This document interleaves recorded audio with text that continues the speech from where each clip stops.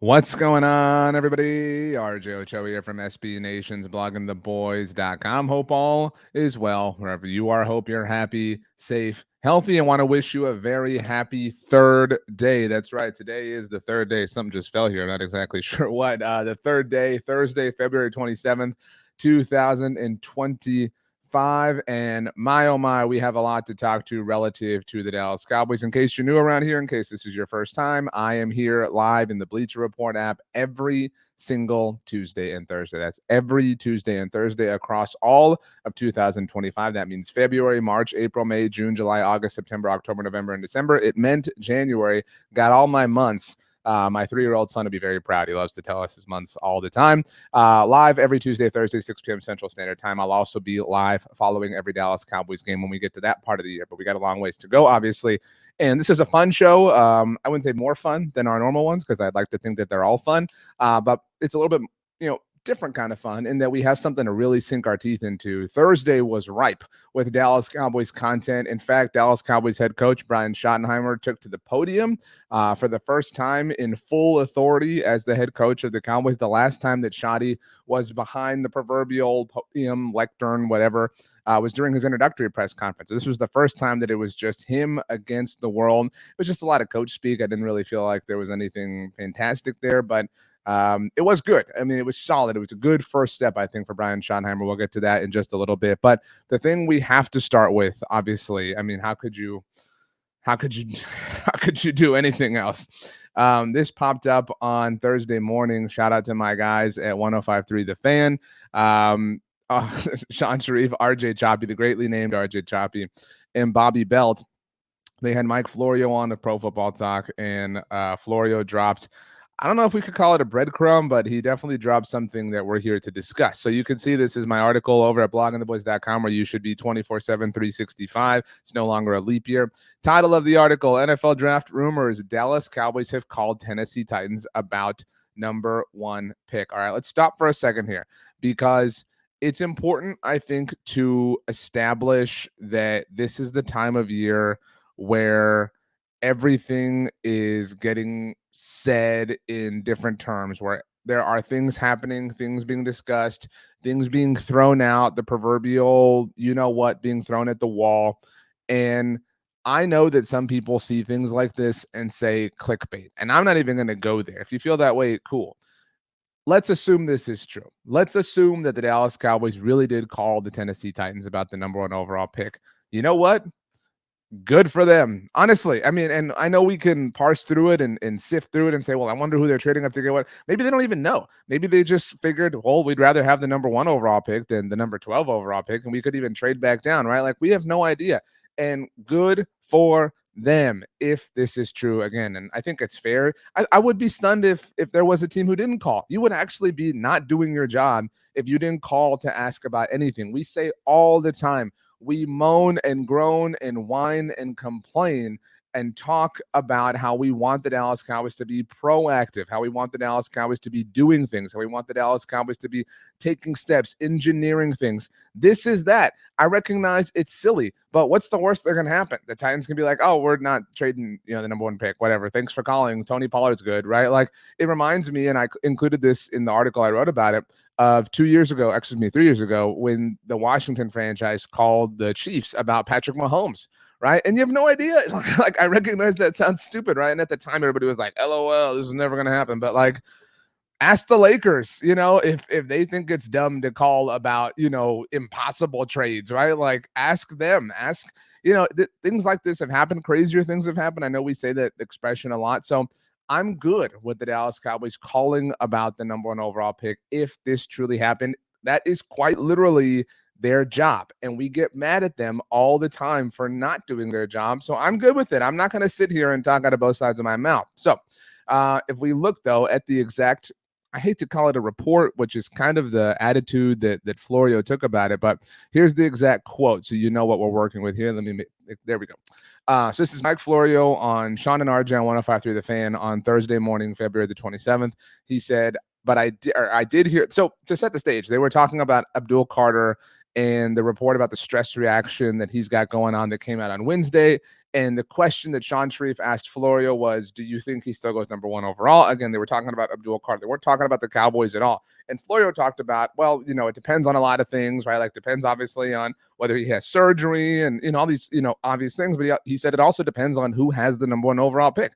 And he just kind of, in that breath said, by the way, what we're about to talk about. So Florio says, I did hear yesterday. So this was Wednesday for anyone who's watching this after the fact on the Blog on the Boys YouTube channel. So I did hear yesterday/Wednesday. You hear all sorts of stuff. And I don't like to traffic and stuff. I've heard because I don't know how accurate it is. But I did have somebody tell me that the Cowboys have talked to the Titans about moving up to number one. Right here, I'm good. I'm in agreement. I'm down. Way to go, Stephen Jones. I'll, I don't know. I'll Tiff Streets you. Now, I think a lot of teams talk about moving around, and I don't know if you guys have heard that. And he's talking to the 105 through the fan guys, but that's a jump. Talking about 12-1, that's a jump, and I don't know what you would have to put into that, or whether you'd have to put Micah Parsons into that package if it would go that way. But teams talk all the time, and then he kind of, talked around the subject and said they talk all the time. So this is where I'm bailing out. I'm hitting eject. I'm at this point, whoa. Cool. I mean, yeah, great job, Cowboys. You made the call. You asked the questions. You saw what the price was. If that's the price, we're good. We're out. We don't want anything to do with this. I recognize that somebody out there, whoever you are, might believe, well, we could just trade Micah Parsons and we'll have Abdul Carter and he's just as good and we'll have him on a rookie contract for 5 years. First of all, I don't even know if this is first of all, but you're telling me you would have him for 5 years. Do you recognize the fact that Micah hasn't even played 5 years, right? Like you wouldn't have him for 5 years in that same level of thought because you're already willing to ditch Micah and it hasn't been 5 years. Beyond that, this is the classic Family Guy, Peter Lois Griffin. It could be a boat thing. You have a boat already. You don't need to open the mystery box and hope that it's a boat when you're being offered a boat. So take your boat, enjoy boating, be very happy, and don't overcomplicate the situation. Again, presuming this reached a level of discussion where the Titans said, yeah, we'll do Micah Parsons and this, that, and whatever. So if that's the case, you back off. You say, okay, cool. We called, no harm, no foul. That's it. But in an overall general sense, I'm very good. In fact, I'll go as far as saying I'm proud of the Dallas Cowboys. If they really called about the number one overall pick, and you know what? I hope they called about the number two overall pick. I hope the Cowboys are burning through phone calls. I hope the Cowboys are talking to everybody and figuring out what is and is not possible, ruling things in, ruling things out, because that's the point. I don't want to speak for you, but I will speak for myself in saying I say all the time how I want to see this team work, and I want to see this team active, and I want to see this team doing things.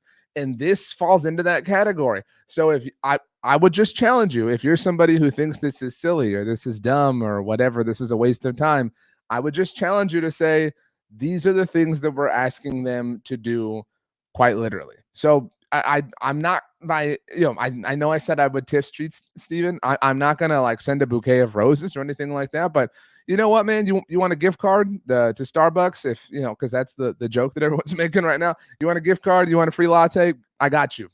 You took step one. Now let's focus and let's keep building off this momentum. But I am proud of the Dallas Cowboys for this. This was a move. It wasn't a move, but they thought about making a move. So in that sense, I will give them some kudos. But I was curious, and I know you are, as far as trades that have involved the number one overall pick. This is an article that ESPN has had for some time now that conveniently lays out the prices that have been paid in the past. The Cowboys, in case you did not know or did not remember, benefited from a trade. This was a very, very, very long time ago.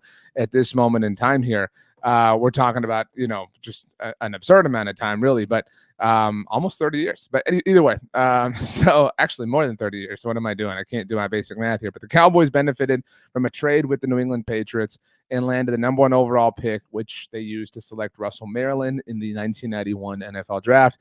You may remember this because we have talked about Russell Maryland a lot, in that he was the most recent first-round defensive tackle taken by the Cowboys until Mozzie Smith 2 years ago. So he actually went number one overall.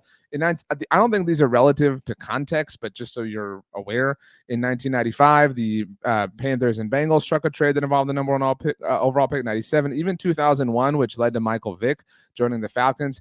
I don't think that really, again, it's a very different NFL. This is probably where we can start to, equate things in my mind, although this was almost a decade ago at this point in time. In 2016, the Tennessee Titans had the number 1 overall pick after having the number 2 overall pick the year before when they took Marcus Mariota. But they traded out of it because they had Mariota going into his second season. They did not need Jared Goff, who was the consensus number 1 overall pick. This was a very famous NFL draft. This was Jared Goff 1, Carson Wentz 2, Joey Bosa 3, Zeke Elliott 4, Jalen Ramsey 5, Laramie Tunsil falling. Very, very, very famous draft. I'm sure there will be some documentaries made about it in the future. But to acquire the number 1 overall pick, the Los Angeles Rams paid a lot. So they obviously sent their first-round draft pick. They sent a second-round draft pick, another second-round draft pick, a third-round draft pick. Again, this really fed the Titans. Derrick Henry was a result of this. I mean, this is a lot of capital that was sent from LA. This was the Rams having just moved to LA. They moved right in 2016. So they also kind of needed that boost. It was a big price to pay. And until then, or since then, I should say, we hadn't seen a trade that involved the number 1 overall pick until a couple of years ago when the Chicago Bears and Carolina Panthers brokered a trade.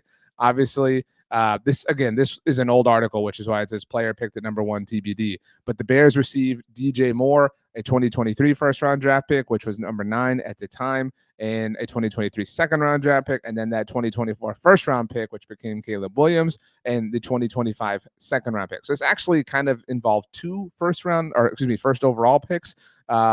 We just did not know that, obviously, at the time that Carolina traded up to go get Bryce Young 2 years ago.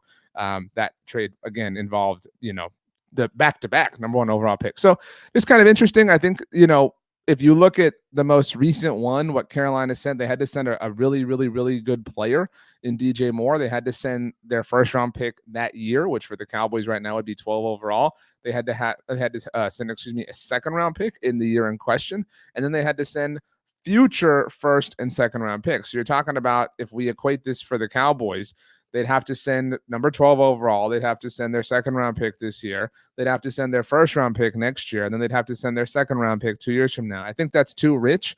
That this is worth it only, and I know that people will say what they will about Dak Prescott, but this is really only worth it if you're going up to get a quarterback, because that completely changes your franchise. And that was obviously the thought behind what Carolina was doing. And we'll see. I mean, the Bryce Young thing could still work out, but it's not worth it in my mind for Abdul Carter. Like if that's what you're doing, even if you're trading Micah Parsons, even if you're not trading Micah Parsons, like it's not, worth it for Travis Hunter. And this isn't saying that Carter and Hunter aren't great players, but it's just they're not as franchise altering as quarterbacks are, which is the whole point, obviously. So that is kind of what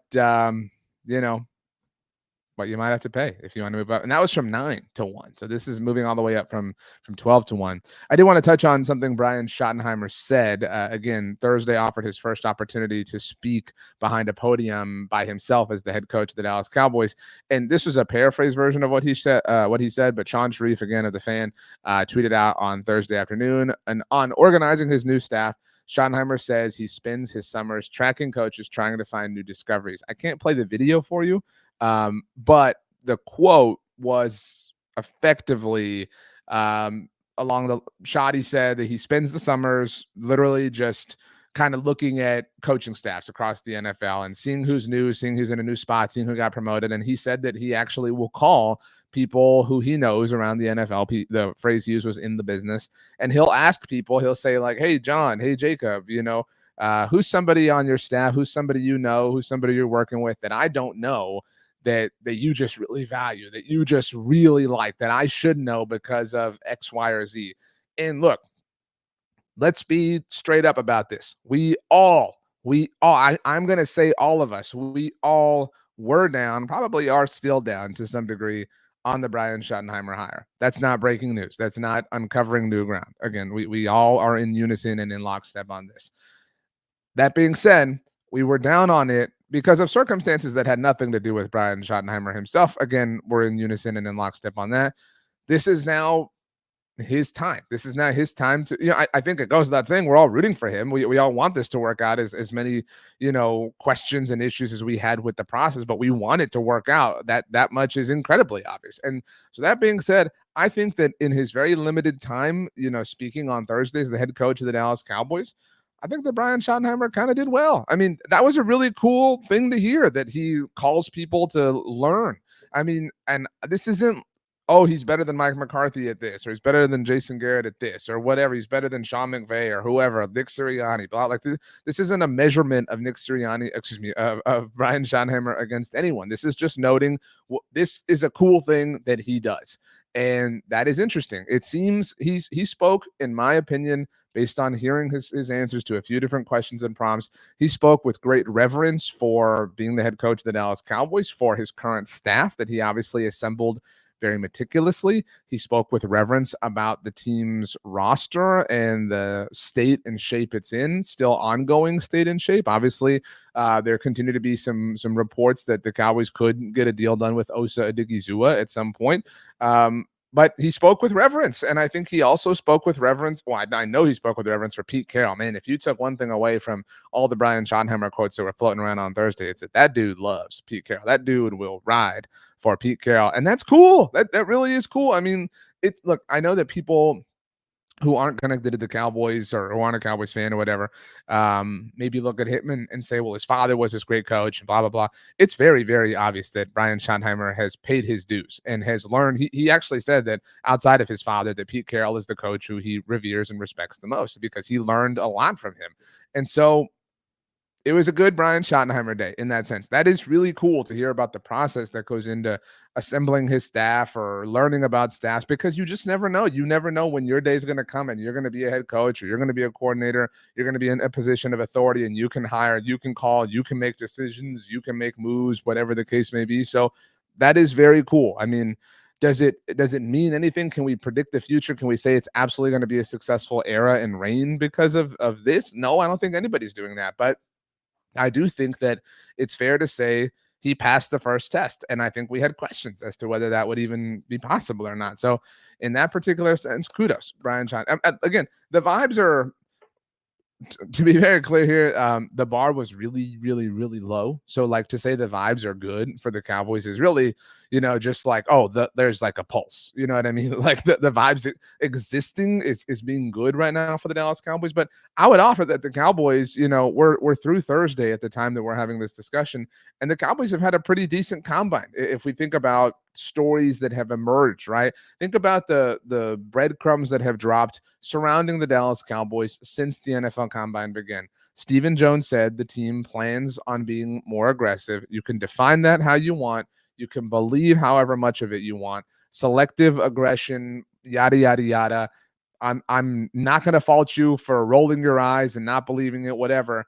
I think at the very least, a fair takeaway is that we have been heard, and maybe we've just annoyed them, right? Like maybe as a collective fan base, we have annoyed them so much that they're going to do something to shut us up. And I don't care. We don't care how this happens. We just want them to start doing things. So that being said, this week started with Stephen Jones declaring, predicting that the Cowboys would be more aggressive. That still may not be as aggressive as we want them to be, but it is an improvement nonetheless. You got to walk or you got to crawl before you can walk. So we're crawling right there. Next up, we've heard lots of reports, lots of rumors, lots of breadcrumbs dropping, like I said, that the Cowboys have an interest in bringing Osa Odigizua back. That is a great thing. They're probably going to have to overpay him relative to market or whatever. Maybe they don't even have to, right? Like maybe they're able to broker a great deal because being proactive gets that. Although you're obviously pretty late in the game. You're well past the 11th hour as it relates to Osa specifically. But that being said, even if you do overpay, even if the contract gets done and we sit here and we look at it, we said that was too much money. You kept a very, very, very good player. We will be happy. That is a good thing. Okay, so let's keep moving. Then we heard a report, or not even a report, but there was, the thing that the Cowboys may or may not have called the Titans about trading up for the number 1 overall pick. We know they're not going for a quarterback. I know that your cousin or uncle or aunt or that person you went to high school with is going to Facebook meme that they're trading Dak Prescott, all this stuff. You're smart enough to know that that's not happening here. You're smart enough to know that even if the Cowboys traded for the number 1 overall pick, it would not be for a quarterback. But again, the point really doesn't matter whether or not they do trade for the number 1 overall pick. The point should be that they're making calls about doing all sorts of stuff. The crazier things the Cowboys are considering, the better in my book, right? Like that's kind of where we're at. We're just asking you to do something. We're asking you to think just a little bit outside the box. Just try something. It's like I mentioned, I have a 3-year-old son. Try that new food on your plate, right? Like just take a bite. Just take a bite. And I will consider it a big win right now. So right now, the Cowboys are taking a bite of broccoli. That's kind of how I view them allegedly calling the Titans about the #1 overall pick. So good on that. Next up, Brian Schottenheimer kind of passed the first test with flying colors. Talked about building a staff, how he looks under all sorts of rocks, et cetera, et cetera. Talked about Clayton Adams, how confident he is in him. Matt Eberflus is there rocking and rolling. I think this has been a good week to be a Dallas Cowboys fan. I know that sounds silly to say in the final days of February, and I'm not sitting here with any sort of copium saying, oh, they're going to be a playoff team, they're going to win the Super Bowl. But what I am saying is this time a month ago was liquid magma. I mean, this time we were beneath the surface level. This time last month, we were down in the mud. And some of this is just time, right? Like time healing all wounds and us kind of growing and evolving and maturing as a result of that. It's only been a month, but some of it also is legitimate growth. It seems like they have legitimately grown. Now, that growth can be microscopic, but it is growth nonetheless. You got to take those baby steps before you can take the leaps. And I feel like at the very least, the Cowboys have taken them baby steps. So I'm proud of them and I'm happy about it. And I hope you are as well. Other piece of news, I'm sure you've seen by now, but if not, I'm here to tell you that the NFL and NFLPA agreed to a salary cap for the 2025 season. It is officially $279.2 million. If we approximate, and I think that's okay, if we approximate here, this grew by $25 million. Again, kind of plus minus just a little bit here, or approximating, like I said, but grew by $25 million relative to last year. Now, my biggest thing with this, if I am allowed to complain about the Cowboys, and I think that's fair, they've obviously opened the door themselves. This is why we say what we do. This is why we complain the way we do, because the cap just grew by 10%. Again, we're rounding a little bit here. I mean, the point is pretty obvious at this point, right? The cap just grew by 10%. So if you are worried about, well, man, we can't backload these deals because, like, what are we going to look like in 2031 with all that dead cap? Dude, in 2031, that dead cap is going to be so small. It's going to be such a small piece of the pie, to use your proverbial parlance. It is going to be so small because right now in 2025, the salary cap is $279.2 million, and it just grew by $25 million. It just grew by 10%. Think about if it grows by 10% a year from now. We're talking about a cap that's almost $300 million. Think of it grows by 10% every year between now and the year I made up, 2031. You're talking about you could reach $400 million at that point in time. Like, it's absurd to be concerned about a $20 million cap hit even then in 2031 or whatever the case may be. No, this is why you backload things, because at that point in the future, man, it will be so small, it will be so nothing. And at that point, you can continue to backload things further and further and further. In 2031, when you're signing a new deal, you're backloading into 2039. You know what I mean? So there's no reason to be concerned and say you can't do this, you can't do that, blah, blah, blah. No, you can get creative, just like it's getting creative to call Tennessee about the #1 overall pick. So Cowboys, I hope you're listening. I hope you're paying attention. I hope you've got the Bleacher Report app on your phone. I hope you're reading blogontheboys.com and following me on social media, because these are the ideas that we want you to get into your cabeza. So last thing I wanted to talk about today was something that popped up on Wednesday, actually, not Thursday. The NFLPA released their annual team report cards, and the Cowboys are in trouble. So here are the Cowboys grades as far as different areas relative to their report card. So this is just the Cowboys grades, and obviously in parentheses, that's where they rank across the NFL. I see you, by the way, the Boss 5 on the Bleacher Report side of things. In treatment of families, the Cowboys got an A, good for them. Food and dining area, B+, awesome. Nutritionist and dietitian got another B+. Locker room, A. Training room and training staff, we got some work to do here, people. All right, this is a C, good for 27th and 30th across the entire NFL. Weight room, A-. Strength coaches, B+, which is interesting when you think about training staff as a C, but team travel, B-. Head coach, A, and ownership, B. All right, so a few things here. One, this was what was said in the NFLPA write-up about the training room. 75%, blah, blah, blah, blah, blah. Ultimately, let's get to this bottom paragraph here. Players report that the training room is understaffed, particularly an insufficient number of physical therapists. They also feel that the training room lacks certain modalities found in most other NFL training rooms. As far as the training staff is concerned, 72% of Cowboys players report that they receive enough one-on-one training treatment, ranking them 29 out of 32 teams. Yikes. The players feel that their training staff slightly contributes to their overall success, ranking them 31 out of 32. Now, maybe you are a cap person for the Cowboys. Maybe you are, I don't want to call you a water carrier, but maybe you believe in the salary cap and how holy it is and how perfect it is and how we must live and abide by all the laws that it sets forth for us. Even if you are that person, there's no excuse for this, right? Because there are those people, when you bring up, and I think they do it fairly, when you bring up that the Cowboys are the most valuable professional sports franchise in the world, they say, well, that doesn't matter because you're operating in a salary cap. You can be the wealthiest team in the world, and it doesn't matter if you have a limit on what you can spend. Totally with you there.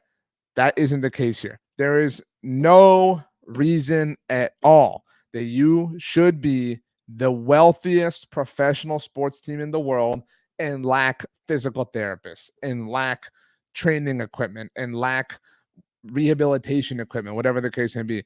Dude, we got to get some physical therapists in here. We got to get some machines. We got to get some pools. We got to get some jets, some all sorts of fancy bells and whistles, because that's the kind of thing that you can do to separate yourself from the field. We say things like there's no state income tax in Texas and all this crap and blah, blah, blah. That's true. And you can use those as pros, but think of yourself like a college football team at this point in time. You got to build your facility up. You got to recruit people. It isn't enough to just be the Dallas Cowboys or to have no state income tax or to have awesome meals or whatever the case may be. Those things matter too, but guess what? Everything matters. And so use all that stadium or facility tour money and put it to use and help the Cowboys out, help the players out so that you don't find yourself looking silly in situations like this. The Cowboys did look silly in this polling one last time. So this was in the kind of overall blurb on the team as far as their report cards were concerned. So this kind of encompassed the grading from a 30,000 foot perspective. The Dallas Cowboys finished this season in the top 10. Again, this is grading in top 10, excelling in several areas. Their facilities, including their locker room and weight room, are top tier, and they consistently rank among the best in how the organization treats players' families. This is the part that's kind of funny. When the players were asked what the team is currently doing best, this polling happened last year, or over the last year, I should say, the most consistent answer was the leadership of head coach Mike McCarthy and the culture he fostered. Now, I did a lot of things with this, obviously wrote about it, did some social stuff. This is note Mike McCarthy was fired as head coach after the season. Everybody pointed out the same thing. I'll say it for you. Mike McCarthy was obviously not fired. We know that. The Cowboys and Mike just went their separate ways. The contract expired exactly as Jason Garrett before him. So that being said, though, when the players were asked what the team is currently doing best, the most consistent answer was the leadership of head coach Mike McCarthy and the culture he fostered. Look, I know that we're kind of accepting Brian Schottenheimer as the head coach of the Cowboys, and that's cool, right? Like, the vibes and all this stuff. Like, this is no longer about being mad about the Brian Schottenheimer thing. We're willing to work with this as Cowboys fans, right? We've accepted that. But it is silly that the literal thing that the players liked the most is the one you had too much pride to work out, is the one that you fumbled, is the one that you embarrassed yourself, like kind of in front of the entire world with how you treated him, right? It was pretty embarrassing how low you treated Mike McCarthy, not only given the fact that he has all the successes that he has and the fact that he's a human being, but, especially imagine being a player in that locker room and you answered whoever asked you this question. You say, yeah, the thing I like the most, I like Mike McCarthy the most. I like what he's got going on here. And then you watch the way the organization kind of left him floating in the wind like some putts. I mean, that doesn't reflect well. Attitude reflects leadership, as it was once famously said. Or is it leadership reflects attitude? I've already forgotten. That's not a good look from me. Either way, not a good look for the Cowboys that this unfolded the way that it did. But Thursday was a good day. I think it's been a good week for the Cowboys, like I said, at the NFL Combine. So I'm excited to see it all continue to happen. Of course, anything and everything that happens, we will have you covered at blogontheboys.com, and Bleacher Report will have you covered, obviously, because they're the very best app in the world of sports. If you like me, like what I do, like the content that I create, you can hit me up. You can obviously follow me right here in the Bleacher Report app right down below, or you can hit me up on social media. I'm on X, Instagram, and Threads at RJ Ochoa. I am on TikTok at rj.ochoa. rj.ochoa@sbnation.com is how you email me. I also have a Facebook page if you want to like that. That would be very cool. Working on building that up. So just search for RJ Ochoa. Yeah, with all that being said, I think it's time to get out of here. I hope you all enjoyed the premiere of Survivor. Yeah, I know it was a good one in my estimation. And looking forward to being back with you next Tuesday evening. So until then, I bid you all adieu. Hope you have a wonderful weekend. And thanks so much for hanging out. We will see you next time.